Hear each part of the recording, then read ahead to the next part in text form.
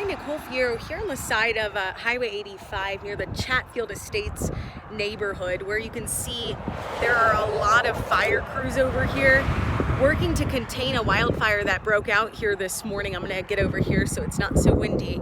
Now, they did a great job. They said it was about 15 acres, and at this point it's pretty much under control. They're gonna have a lot of crews out here all day making sure it doesn't flare up.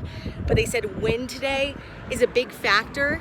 And with an anticipation of even more winds, more powerful winds coming tomorrow, that fire crews say this is the time you need to take action today, mitigate your property, get the leaves out of the gutters, do all of these things, because there was a pre-evacuation here today. And if something like this happens tomorrow with even stronger winds, it could be a very bad situation. We also talked to homeowners in that pre-evacuation area who tell us they already have their car packed, pictures, valuables, things they didn't want to lose in a fire, because they knew all too well they went through the Grand Lake fire and they don't want to be unprepared here.